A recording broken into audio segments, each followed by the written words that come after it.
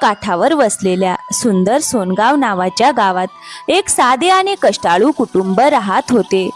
गणेश आणि त्याची पत्नी सावित्री यांना 2 मुली होत्या.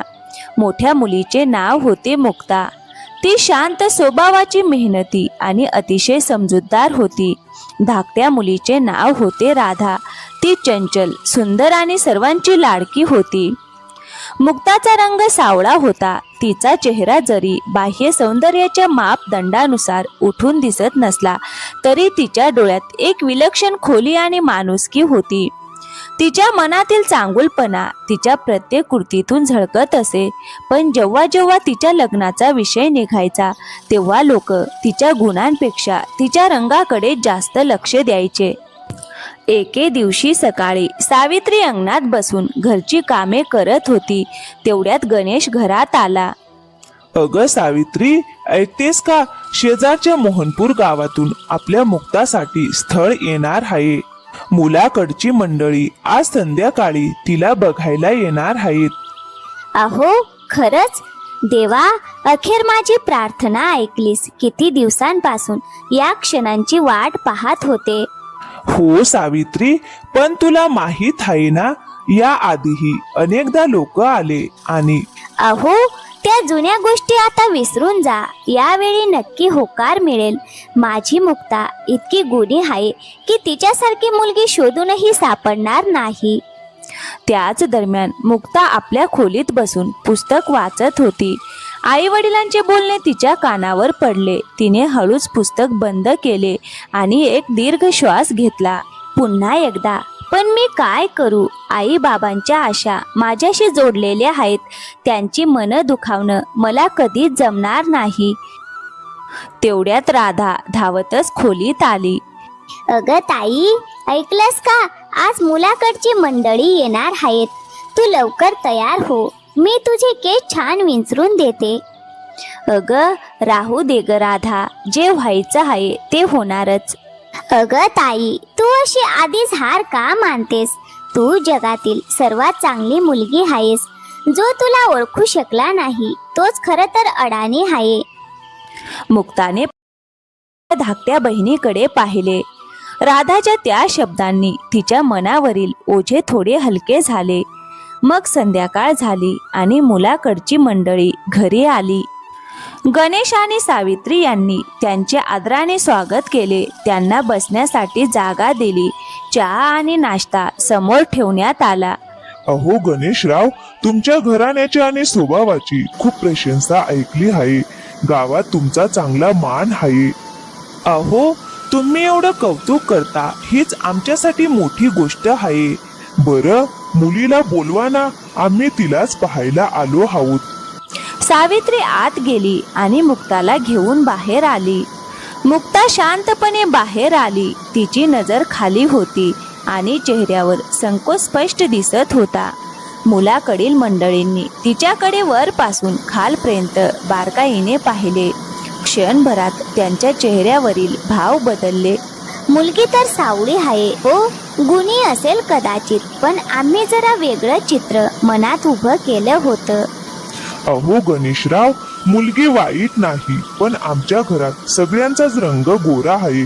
त्यामुळे आम्हाला वाटलं होतं की.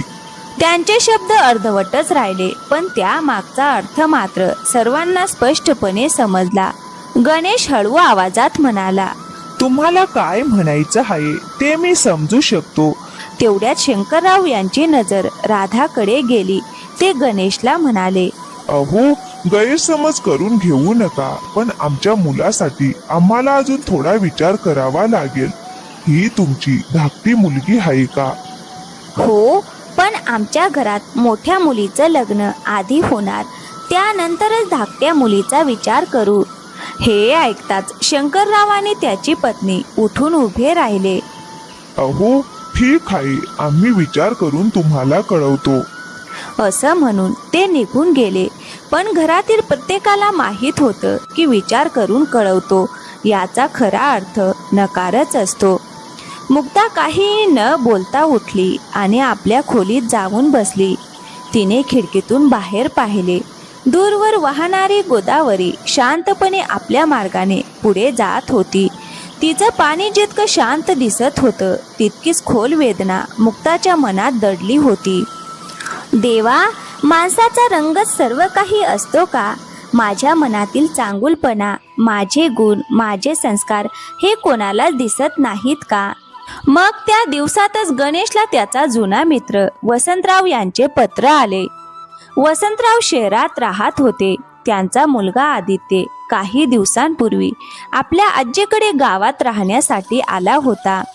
आदित्य हा सुशिक्षित, समजूतदार आणि कर्तबगार तरुण होता. त्याने शहरात अभियांत्रिकीचे शिक्षण पूर्ण केले होते. मात्र मोठ्या शहरातील धावपळीच्या जीवनापेक्षा त्याला शेती, ग्रामीण विकास आणि गावातील लोकांसाठी काम करण्याची अधिक आवड होती. पत्रात वसंतराव यांनी लिहिले होते. प्रिय गणेश भाऊ, माझा मुलगा आदित्यसाठी आम्ही एका चांगल्या, समजूतदार आणि सुसंस्कृत मुलीचा शोध घेत आहोत. शहरातील दिखावा आणि चमक धमक पाहून आम्ही आता थकलो आहोत. आम्हाला गावच्या मातीसारखी साधी, प्रामाणिक आणि मनाने श्रीमंत मुलगी हवी आहे. तुमच्या कुटुंबाबद्दल आणि तुमच्या संस्काराबद्दल खूप चांगल्या गोष्टी ऐकल्या आहेत, म्हणून हे पत्र लिहित आहे. जर तुमची मोठी मुलगी योग्य वाटली तर तिच्याविषयी बोलायला आम्हाला आनंद होईल. हे वाचताच गणेशने आनंदाने सावित्रीला हाक मारली. अगं सावित्री, जरा इकडे ये. अहो, आलेच हा. असं म्हणत सावित्री स्वयंपाकघरातून बाहेर आली. गणेशने तिच्या हातात पत्र दिलं. अहो, हे तर वसंतरावांचं पत्र आहे. त्यांचं कुटुंब तर खूप चांगलं आहे. हो सावित्री, पण यावेळी मी फार अपेक्षा ठेवू इच्छित नाही. याआधीही अनेकदा असंच झालं आहे. लोक येतात, मुलीला पाहतात आणि निघून जातात. अहो, पण यावेळी परिस्थिती वेगळी असू शकते. वसंतरावांनी स्वतः लिहिलं आहे की त्यांना गुणी आणि समजूतदार मुलगी हवी आहे. कदाचित यावेळी देव आपल्यावर कृपा करेल. मग काही दिवसांनी आदित्यची आजी सुमित्राबाई स्वतः सोनगावात आली. ती गणेशच्या घरी स्थळाबद्दल बोलण्यासाठी आली होती. आदित्यही तिच्या सोबत होता. आदित्यचा स्वभाव शांत आणि विचारपूर्वक निर्णय घेणारा होता. तो बोलण्यापेक्षा ऐकण्यावर अधिक विश्वास ठेवत असे. घरात चर्चा सुरू असतानाच मुक्ता चहाचा ट्रे घेऊन आली. आदित्यने क्षणभर तिच्याकडे पाहिले. तो तिला निहाळत बसला नाही. फक्त एक नजर टाकून तो पुन्हा चर्चेकडे वळला. गणेशराव, आम्हाला थोडं मुलीशी बोलू द्या. तिचे विचार जाणून घ्यायला आम्हाला खूपच आवडेल. मुक्ता नम्रपणे त्यांच्या समोर येऊन बसली. सुमित्राबाईंनी तिच्याशी विविध विषयांवर चर्चा सुरू केली. घरातील कामकाज, शेती, गावातील लोक, शेजार धर्म, कुटुंबाची जबाबदारी अशा अनेक गोष्टींबद्दल त्यांनी प्रश्न विचारले. मुक्ताने प्रत्येक प्रश्नाचं उत्तर शांतपणे, विचारपूर्वक आणि आत्मविश्वासाने दिलं. सुमित्राबाई मनातच विचार करू लागल्या. या मुलीच्या बोलण्यात खूप वजन आहे. ही घाबरत नाही आणि स्वतःचं कौतुकही करत नाही. अशा मुली फार क्वचितच भेटतात. अगं मुली, तुला शेतीविषयी काही माहिती आहे का? हो आजी, मी बाबांसोबत शेतात जात असते. आम्ही या वर्षी शेंगदाण्याची एक नवीन जात लावली आहे. तसेच मी 12वी पर्यंत शिक्षण घेतले आहे. पुढे शिकायची खूप इच्छा होती, पण घरच्या जबाबदाऱ्यांमुळे ते शक्य झालं नाही. यानंतर बराच वेळ गप्पा रंगल्या, चहा झाला आणि पाहुण्यांच्या भेटीचा कार्यक्रम संपला. अहो गणेशराव, आम्ही विचार करून तुम्हाला कळवतो. त्या निघून गेल्या. हे शब्द ऐकताच गणेश आणि सावित्रीच्या मनावर पुन्हा एकदा काळजीचे सावट पसरले. कारण याआधीही त्यांनी हेच शब्द अनेकदा ऐकले होते. काय रे मुला, मुलगी कशी वाटली? अगं आजी, मुलींची पारख करण्या इतका मी तज्ज्ञ नाही, पण तिच्या बोलण्यात एक स्थिरपणा होता, एक प्रामाणिकपणा होता. आणि हो आजी, रंगरूपाबद्दल बोलायचं तर तुम्हीच मला शिकवलं आहे ना. मातीचा सुगंध तिच्या रंगामुळे नसतो, तर तिच्या खोलीमुळे आणि गुणांमुळे असतो. हे ऐकून सुमित्राबाईच्या डोळ्यात आनंद चमकला. त्यांनी प्रेमाने आदित्यला मिठी मारली आणि म्हणाल्या, अरे मला माहीत होतं माझा नातू खूप समजूतदार आहे. मग आपण हे स्थळ पक्क करूया. मग काही दिवसांनी गणेशच्या घरी होकाराचा निरोप पोहोचला. तो संदेश ऐकताच सावित्रीच्या डोळ्यात आनंदाश्रू दाटून आले. गणेशलाही काही क्षण विश्वास बसत नव्हता. जेव्हा मुक्ताला ही बातमी समजली तेवढ्यात राधा धावत तिच्या जवळ आली. अगं ताई, होकार आला, तुझं लग्न ठरलं. बोल ना ताई, काहीतरी बोल ना. खरंच? हो ताई, मी आधीच सांगितलं होतं ना, देवाने तुझ्यासाठी काहीतरी खूप सुंदर राखून ठेवलं आहे. हे ऐकताच मुक्ताच्या डोळ्यात अश्रू तरळले. पण यावेळी ते दुःखाचे नव्हते. ते आनंदाचे, समाधानाचे आणि आयुष्यभर वाट पाहिलेल्या स्वीकाराचे अश्रू होते. लवकरच लग्नाच्या तयारीला सुरुवात झाली. संपूर्ण सोनगाव उत्साहाने उजळून निघाले. घराघरात लग्नाच्या चर्चा सुरू झाल्या. अंगणात गाणी घुमू लागली. नातेवाईकांची ये-जा वाढली आणि गणेशच्या घरात अनेक वर्षांनी खऱ्या अर्थाने आनंदाचा उत्सव अवतरला. लग्नाची तारीख जवळ येत होती. घरात आनंदाचे वातावरण होते. एके रात्री आदित्यचे काही मित्र त्याला भेटायला आले होते. गप्पा रंगल्या असताना, अरे आदित्य, ऐकलं आहे की तुझं लग्न ठरलं आहे. मग भावी पत्नी कशी आहे? अरे खूप चांगली आहे. अरे मित्रा, पण मी कुणाकडून तरी ऐकलं आहे की तिचा रंग थोडा सावळा आहे. अरे रोहन, माझ्या होणाऱ्या पत्नीबद्दल अशा प्रकारे बोलू नकोस. अरे मित्रा, रागावू नकोस, मी फक्त विचारत होतो. अरे मित्रा, जो माणूस आपल्या मेहनतीने संपूर्ण घर सांभाळू शकतो, जो आपल्या आई वडिलांची मनापासून सेवा करू शकतो आणि ज्याच्या प्रत्येक शब्दातून प्रामाणिकपणा जाणवतो, तोच माझ्यासाठी खऱ्या अर्थाने सुंदर असतो. माझ्या दृष्टीने मुक्ता जगातील सर्वात सुंदर मुलगी आहे. हे ऐकून त्याचे मित्र निरुत्तर झाले. त्यांना आदित्यच्या विचारांची खोली समजली. मग काही दिवसांनी मोठ्या थाटामाटात लग्न पार पडले. मुक्ता नववधू बनून आदित्यच्या घरी आली. संपूर्ण घर दिव्याच्या प्रकाशाने उजळून निघाले होते. फुलाचा सुगंध दरवळत होता. प्रत्येकाच्या चेहऱ्यावर आनंद झळकत होता. लग्नाच्या पहिल्या रात्री मुक्ता शांतपणे खोलीत बसली होती. मग थोड्याच वेळात आदित्य खोलीत आला. अगं, आजचा दिवस खूप धावपळीचा होता. तू नक्कीच दमली असशील. आधी थोडी विश्रांती घे. मुक्ताने हळूच पदर बाजूला केला. मला माहीत आहे, याआधी तुझी अनेक स्थळं नाकारली गेली होती. अहो, तुम्हाला हे कसं माहीत? अगं, आजीने मला सगळं सांगितलं होतं. आणि आजीने हेही सांगितलं की ज्या व्यक्तीने आयुष्यात अडचणी आणि वेदना अनुभवल्या असतात, तीच दुसऱ्यांच्या दुःखाची खरी किंमत समजू शकते. आणि अशी व्यक्तीच एखाद्या घराला खरं घर बनवते. हे शब्द ऐकताच मुक्ताच्या डोळ्यात अश्रू दाटून आले. अगं नाही, आज रडायचं नाही. आजपासून हे तुझंही घर आहे आणि या घरात तुझा मान सन्मान सर्वात आधी असेल.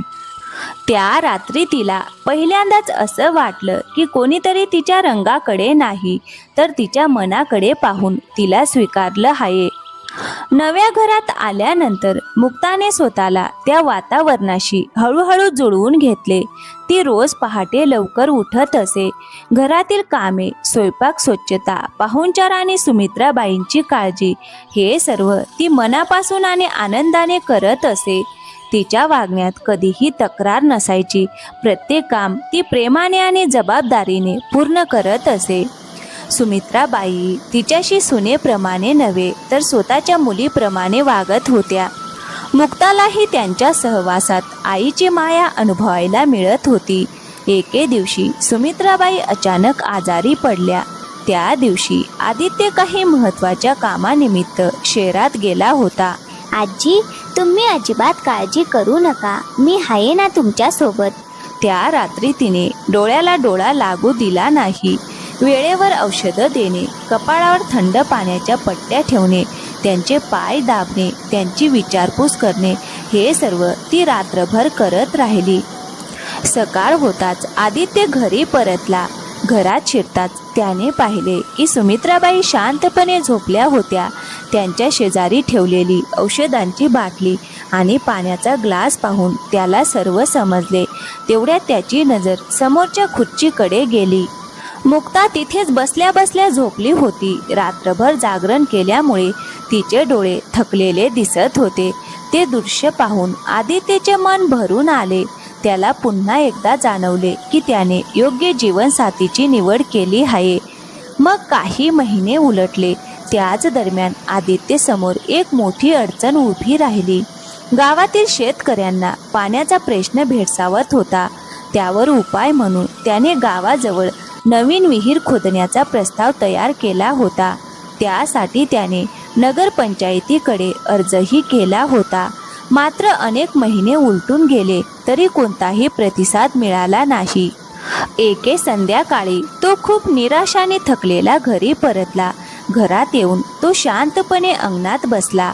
त्याच्या चेहऱ्यावरची चिंता मुक्ताच्या नजरेतून सुटली नाही. अहो, काय झालं? तुम्ही खूप चिंतेत दिसत आहात. काही अडचण आहे का? मला सांगा. अगं काही नाही, थोडी अडचण आहे एवढंच. अहो, माझ्यापासून काही लपवू नका. मी तुमची पत्नी आहे. तुमच्या आनंदात आणि अडचणीत दोन्ही ठिकाणी माझा वाटा आहे. अगं गावासाठी नवीन विहीर खोदण्याचा प्रस्ताव दिला होता, पण अर्ज अजूनही पंचायत कार्यालयातच अडकून पडला आहे. वरच्या अधिकाऱ्यांपर्यंत तो पोहोचतच नाहीये. अहो, मी ऐकलं आहे की जिल्हाधिकारी दर महिन्याला गावाच्या भेटी घेतात.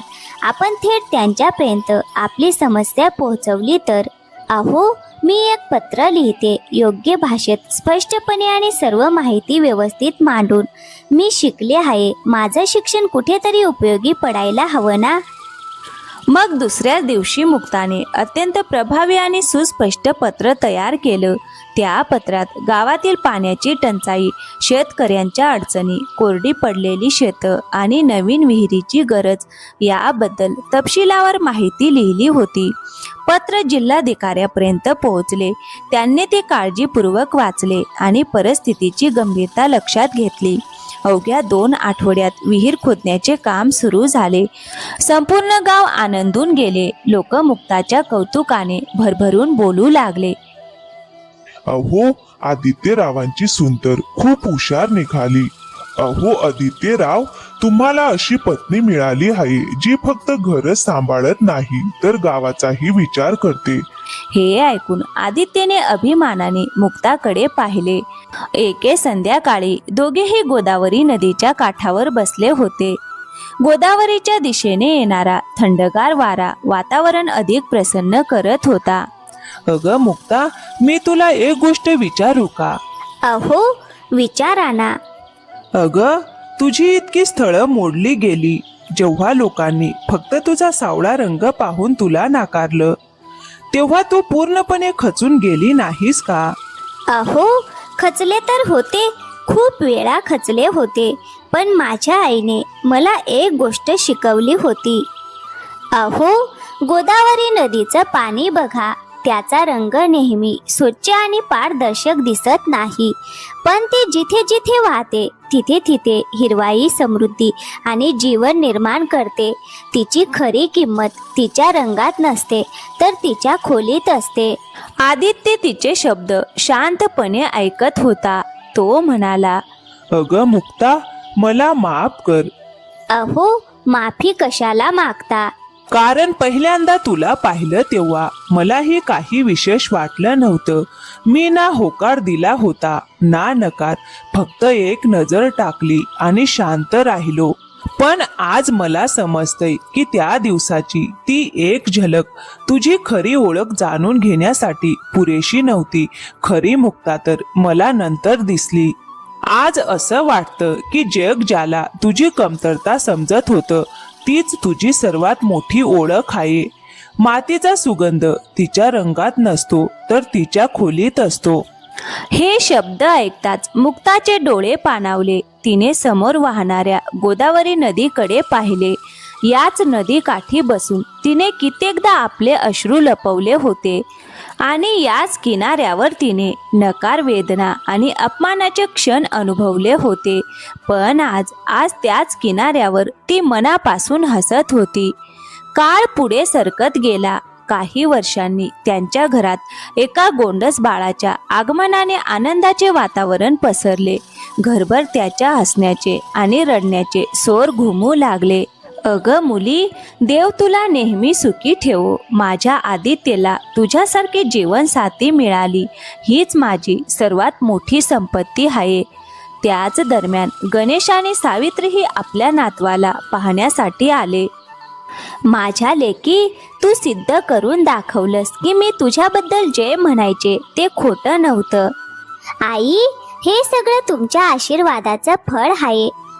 आणि सर्वात महत्त्वाचं म्हणजे तिने आपल्या कृतीतून सिद्ध करून दाखवलं होतं की माणसाचं खरं सौंदर्य चेहऱ्यात नसतं तर त्याच्या स्वभावात, विचारात आणि कर्मात असतं. ज्याचं मन सुंदर असतं त्याचं व्यक्तिमत्व काळाच्या ओघात अधिक उजळत जातं. तर मित्रांनो, या कथेतून आपल्याला एकच शिकवण मिळते. माणसाची किंमत त्याच्या रंगावर किंवा रूपावरून नाही तर त्याच्या गुणांवर आणि स्वभावावरून ठरते. संयम, चांगुलपणा आणि कष्ट यांचे फळ उशिरा का होईना पण नक्की मिळते. तर मित्रांनो, कशी वाटली आजची कथा? आवडली असेल तर व्हिडिओला एक लाईक करा, शेअर करा आणि हो, चॅनलवर नवीन असाल तर प्लीज चॅनलला सबस्क्राईब करायला विसरू नका. थँक्यू. धन्यवाद मित्रांनो. पुन्हा भेटूया एका नवीन कथेसोबत.